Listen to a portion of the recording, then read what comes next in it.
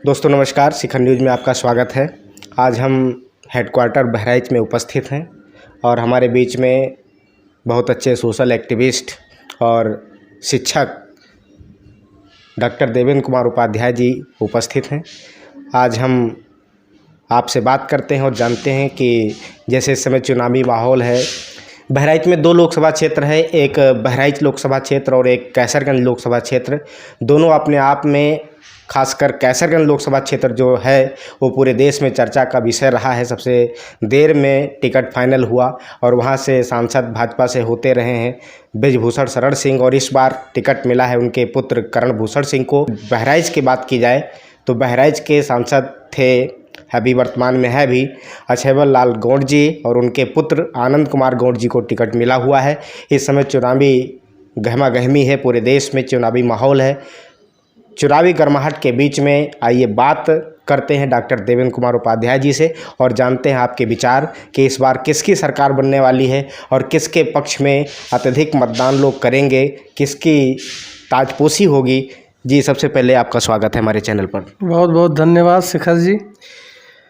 Sir, आप बहराइच में रहते हैं और आप विभिन्न क्षेत्रों में हमेशा भ्रमण करते रहते हैं, काफ़ी आपने एनालिसिस किया है। हम जानना चाहते हैं कि इस समय जैसे बहराइच लोकसभा क्षेत्र में अछेबल लाल गौड़ जी सांसद थे बहराइच से, और इस बार उनके पुत्र आनंद कुमार गौड़ जी को टिकट मिला हुआ है, तो कैसी उनकी जो है बयार है, किस प्रकार का माहौल है पूरे बहराइच लोकसभा क्षेत्र में, लोगों का क्या विचार है, किसको इस बार सांसद बनाने का प्लान चल रहा है सर? देखिए, लोकसभा का जो चुनाव होता है जी, उस चुनाव के माध्यम से हम देश की सरकार को चुनते हैं जी, और जो हमारी देश की सरकार होती है वो देश का भविष्य और वर्तमान उसके हाथ में होता है। और हम इस लोकसभा के चुनाव को स्थानीय मुद्दे पर नहीं लड़ते हैं। जी, हमारे जो देश की सीमाओं को सुरक्षित रख सके, जो देश के अंदर अच्छा माहौल बना सके, जी, ऐसी सरकार को हम लोग चुनते हैं और चुना जाना चाहिए हम लोगों के द्वारा। जी, और हम लोगों का यही प्रयास है कि जो भी पार्टी राष्ट्रीय मुद्दे पर अच्छा काम कर रही है, जो देश का नाम पूरे विश्व में रोशन कर रही है, जी, ऐसी पार्टी का ही चुनाव में जीतना अच्छा रहेगा, क्योंकि देश उसके हाथ में ही सुरक्षित है। जी। तो सर, इस बार लोकसभा चुनाव में आप किसके पक्ष में हैं, आप किसको वोट देना चाहते हैं? देखिए, हम लोग तो, आप लोग जानते हैं कि वोट जो है या मतदान, जी, किसी को पर्टिकुलर हम किसी पार्टी का नाम नहीं ले सकते हैं जी, और ये लेना भी उचित नहीं है। मुझे लगता है कि जो अच्छा काम करेगी उसको जिताना ज़रूरी है। जी, और अभी मैंने पहले बोला था कि कोई भी चुनाव हो, जो लोकसभा का चुनाव होता है, वो स्थानीय मुद्दे पर नहीं, वो राष्ट्रीय मुद्दे पे लड़ा जाता है। तो आप देख रहे हैं कि वर्तमान में की जो सरकार है वो राष्ट्रीय मुद्दे पर, अंतर्राष्ट्रीय मुद्दे पर, जी, देश की सीमाओं को सुरक्षित करने में और देश की सांस्कृतिक विरासत को सुरक्षित करने में, जी, देश की सांस्कृतिक विरासत की सुरक्षा संरक्षा के विषय में काम कर रही है। जी, तो मुझे लगता है अभी ऐसे ही गवर्नमेंट का चुनाव होना चाहिए और हम प्रत्याशी के आधार पर लोकसभा चुनाव देखें तो बहुत अच्छा है, क्योंकि स्थानीय प्रत्याशी वो तो सांसद है, जी, लेकिन अगर हम जब तक स्थानीय प्रत्याशी को जिताकर नहीं भेजेंगे तब तक कोई अच्छी सरकार नहीं बन सकती। इस नाते स्थानीय प्रत्याशी जो भी अच्छा है, आपके लिए अच्छा काम कर रहा है और जिनके चुनने पर या चुने जाने पर जी, देश की एक अच्छी सरकार बन सकती है, उसी पार्टी के सांसद को हमें चुनाव में जिता करके भेजना चाहिए सदन में। सर, एक तरफ भाजपा है और एक तरफ कांग्रेस और इंडिया गठबंधन है। इंडिया गठबंधन का दावा है कि इस बार हम पूर्ण बहुमत से सरकार बनाने जा रहे हैं और भाजपा जाने वाली है। इस पर क्या आपका विचार है? जहाँ तक इंडिया गठबंधन का सवाल है तो आप देख ही रहे हैं, आज तक कांग्रेस की गवर्नमेंट रही है भारत में। 70 वर्षों तक कांग्रेस ने इस देश पे राज्य किया। जी। लेकिन आपने देखा होगा कि देश की क्या स्थिति हो गई थी। देश की सीमाएं सुरक्षित नहीं थी। आए दिन पाकिस्तान के द्वारा बमबारी किया जा रहा था, मोर्टार दागे जा रहे थे। कश्मीर में हमारे सेना के ऊपर पत्थरबाजी होती थी। लाल चौक पर जहाँ पे तिरंगा कभी फहराया नहीं जाता था, वर्तमान में आज वहाँ तिरंगा फहराया जा रहा है। पाकिस्तान की हैसियत नहीं है कि एक भी गोला हमारे देश के सीमा के ऊपर जो है वो दाग दे। जी। तो मुझे लगता है कि अगर ये अच्छी होती तो परिवर्तन क्यों किया जाता। जी। तो 10 पार्टियां, 10 तरह के लोग, अभी आप देखे होंगे इनका कुनबा बहुत बड़ा तैयार हुआ था। जी। जिसमें नीतीश कुमार भी शुरू में शामिल थे, ममता बनर्जी भी उस बैठक में गई थी, तमाम लोग थे। जी। लेकिन जो स्थानीय पार्टियां हैं ये अपने स्वार्थ के पीछे एक दूसरे को जो है नीचा दिखाती हैं। तो जो आपस में ही इकट्ठा नहीं है वो देश को इकट्ठा करके कैसे रख पाएंगी। तो मेरा सबसे बड़ा यही अपील है पूरे देशवासियों से कि एक ऐसी सरकार का हम चुनाव करें जिसमें तमाम लोग ना हों। जी। और जिनके पास अच्छा जनमत आए और जो देश के विषय में सोच सके। मुझे नहीं लगता कि इंडिया गठबंधन इस बार भी कुछ कर पाएगी। फिर पुनः जो है जो राष्ट्रवादी सरकार है, इसी सरकार पुनः बनने की संभावना है। सर, आप बहराइच से हैं और कैसरगंज लोकसभा क्षेत्र की यदि बात की जाए तो सांसद ब्रिजभूषण शरण सिंह के पुत्र करणभूषण सिंह को टिकट मिला हुआ है। और इस बार लोगों का जो विचार है वो कह रहे हैं कि जैसे करणभूषण सिंह अभी राजनीतिक अनुभव नहीं रखते हैं, उनको उतना राजनीतिक अनुभव नहीं है, तो क्या ब्रिजभूषण सिंह का और करणभूषण सिंह की अगर तुलना की जाए तो क्या उनकी अपेक्षा क्या करणभूषण सिंह मुकाबला कर पाएंगे, चुनावी मैदान में टिक पाएंगे, जीत पाएंगे या नहीं जीत पाएंगे? वैसे तो उनका और उनके समर्थकों का दावा है कि हम 4-5 लाख वोटों से इस बार विजयी हो रहे हैं, तो इस पर आपका क्या विचार है? देखिए, कौन जीत पाएगा कौन नहीं जीत पाएगा ये कोई मुद्दा नहीं है। अगर पार्टी ने प्रत्याशी बनाया है तो कुछ सोच समझ करके बनाया होगा। जी। और मुझे लगता है कि करणभूषण सिंह को भी प्रचंड मतों से जो है विजयश्री की प्राप्ति होगी। जी। ये कोई मुद्दा नहीं है।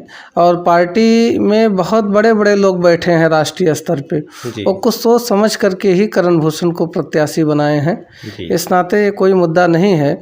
और आप से अभी मैंने पहले भी मैं कह चुका हूँ कि स्थानीय प्रत्याशी के ऊपर ये चुनाव नहीं, ये राष्ट्रीय स्तर पे चुनाव लड़ा जा रहा है। जी। योगी और मोदी की जो जोड़ी है वो अच्छा काम कर रही है। इस नाते सांसद कोई भी हो, हमारा नेतृत्व करता अच्छा होना चाहिए। जी। बाद में अगर अच्छा लोग काम नहीं करेंगे तो पार्टी उनके विषय में भी विचार करेगी। इस बार मोदी जी का दावा है कि 400 पार का आंकड़ा क्या भारतीय जनता पार्टी इस बार पार कर पाएगी? क्या मोदी जी अपने इस मिशन में कामयाब हो पाएंगे? इस पर आपका क्या कहना है सर? देखिए, हमको लक्ष्य बड़ा लेकर के चलना चाहिए। ठीक है, अगर हमें 2 किलोमीटर की यात्रा करनी है तो उस यात्रा को हमें 10 किलोमीटर मान करके चलना चाहिए, तभी हम सफल होंगे। तो लक्ष्य लेना कोई बुराई नहीं है। अगर लक्ष्य लिया है प्रधानमंत्री ने तो मुझे लगता है कि वह लक्ष्य ज़रूर पूरा होगा। और नहीं पूरा होगा तो हो सकता है उस आसपास तक तो ज़रूर हम पहुँचे। इस नाते बड़ा लक्ष्य लेना और बड़ा दिल रख के चलना।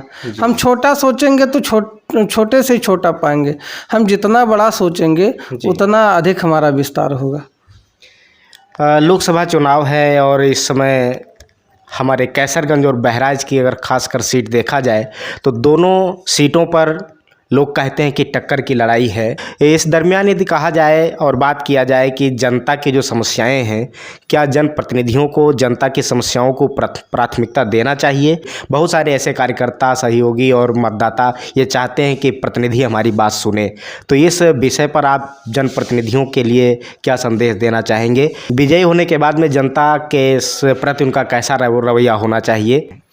देखिए, ये मुद्दा आपने बहुत अच्छा उठाया। जी। हर जीतने वाले प्रत्याशी को चाहे वो पक्ष का हो या विपक्ष का हो, किसी भी पार्टी का हो। जी अगर आपको जनता ने चुना है तो जनता के लिए आपको 24 घंटा तत्पर रहना चाहिए। जी और ये स्थानीय स्तर पे ये समस्याएं ज़रूर आती हैं जी कि हमारे जनप्रतिनिधि जो है बहुत ज़्यादा अपने जो है वोटरों के प्रति थोड़ा सा उदासीन दिखाई देते हैं। जी इस नाते इनको जीतने के बाद में हर संभव प्रयास की अपने कार्यकर्ताओं को कष्ट को सुने। अगर कार्यकर्ता कहीं से पीड़ित है और आपको लगता है कि गलत उसको पीड़ित किया जा रहा, तो उसके साथ आपको खड़ा होना चाहिए। स्थानीय स्तर पे आपके जनपद की, आपके विधानसभा लोकसभा क्षेत्र की सड़कें कैसी हैं और पानी की व्यवस्था कैसी है और पानी की निकास की व्यवस्था कैसी है, इस पे स्थानीय स्तर पे अगर जनप्रतिनिधि भी अच्छा काम करेगा तो मुझे नहीं लगता है कि योगी और मोदी के सहारे प्रत्याशी जीतेगा। मुझे लगता है अगर वो स्थानीय स्तर पे अच्छा काम करेगा तो वो जीतेगा और आगे भी बढ़ेगा। इस नाते हर जनप्रतिनिधि को जीतने के बाद में सबकी आवाज़ को सुनना चाहिए, जनता की बात को सुनना चाहिए, उसको गंभीरता से लेना चाहिए। जैसे ही लोग जब स्थानीय स्तर पे प्रत्याशी जो जीत करके सदन में जाता है, जब वो अपने कार्यकर्ताओं की बात नहीं सुनता तो कहीं ना कहीं कुछ कार्यकर्ता के अंदर जो है हीन भावना आ जाती है, जिसका परिणाम हमें चुनाव में मिल जाता है। इस नाते मैं यही अपील करना चाहता हूं आपके चैनल के माध्यम से कि हमारे जितने विजयी प्रत्याशी हों वो अपने जो उनके वोटर हैं, जो वोट भी नहीं उनको दिए हैं, क्योंकि कोई भी सांसद है जब वो जीत जाता है तो वो सभी वर्ग, धर्म, संप्रदाय, पंथ सबका सांसद होता है। तो सबकी समस्याओं का निराकरण उसको समय से करना चाहिए, सबकी बात को सुनना चाहिए।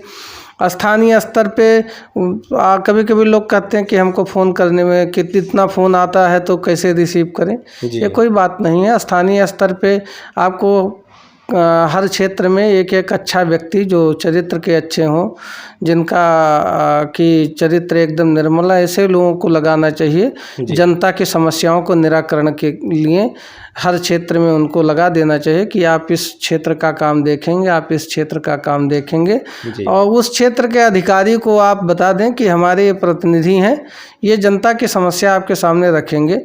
यथासंभव पूरा का पूरा सहयोग आप करें और अगर ये कुछ कह रहे हैं तो उसका निराकरण करें। जी सर, अंतिम सवाल आपसे मैं पूछूंगा कि दिल्ली के सीएम केजरीवाल को अंतरिम जमानत मिली हुई है और बड़ा उनके जो है समर्थकों में उल्लास का माहौल देखा गया है, और वो कहते हैं कि देखिए जो बढ़िया काम करता है, अच्छा काम करता है, जो जनता के लिए समर्पित रहता है, ये सरकार जो भाजपा की है उनको उठा करके जेल में डाल देती है और वो फिर से आकर के चुनावी मंचों पर बड़ी बड़ी बातें कर रहे हैं। आपका क्या कहना है सर? देखिए, जहाँ तक जेल में डालने का प्रश्न है, और वो सरकारी मशीनरी करती है। इतना बड़ा शराब का घोटाला सामने आया था, उसी में वो जेल गए थे, मुख्यमंत्री रहते हुए जेल गए थे। अगर आप पद पे रहते हुए आपके ऊपर कोई आरोप लग रहा है और आप जेल जा रहे हैं तो मुझे नहीं लगता है कि उसमें सब असत्य ही है। जी, अगर वो सही होते तो वो जेल में नहीं जाते। जी, क्योंकि भारत की जो न्याय प्रणाली है वो बहुत ही अच्छी है। हमारे संविधान निर्माताओं ने बहुत सोच समझकर संविधान बनाया है। तो उनको भी अपने चुनाव में कैंपेनिंग करने के लिए जो कोर्ट ने उनको अंतरिम जमानत दिया है वो सोच समझ के ही दिया होगा। जी, और आरोप प्रत्यारोप तो चुनाव में चलते रहते हैं और ये आरोप प्रत्यारोप लगते रहेंगे। जी, अगर दूध के धुले होते केजरीवाल जी तो अन्ना जी के रास्तों पे चलते, अन्ना जी के विपरीत नहीं चलते। जी। तो ये थे doctor Devendra Kumar Upadhyay ji, social activist और बहुत अच्छे शिक्षक, हम सब के बीच में मौजूद थे। अभी चुनावी जो सरगर्मियाँ तेज़ हैं, चुनावी बयार जो बह रही है, इलेक्शन का माहौल है, वोट पड़ रहा है। अभी बहराइच लोकसभा क्षेत्र में कल मतदान प्रारंभ होगा, उसके बाद कैसरगंज। इस तरह से लगातार मतदान का कार्य जारी है और अपने विचार हम सबके बीच में साझा कर रहे थे। आपने हमारे चैनल को अपना समय दिया, आपको इसके लिए बहुत बहुत धन्यवाद। आप हमको समय दिए और कैसरगंज से चल के आए और इस योग्य समझा कि आपकी भी आवाज़ जनता के बीच में जानी चाहिए। इसके लिए आपका बहुत बहुत आभार एवं धन्यवाद। बहुत बहुत धन्यवाद।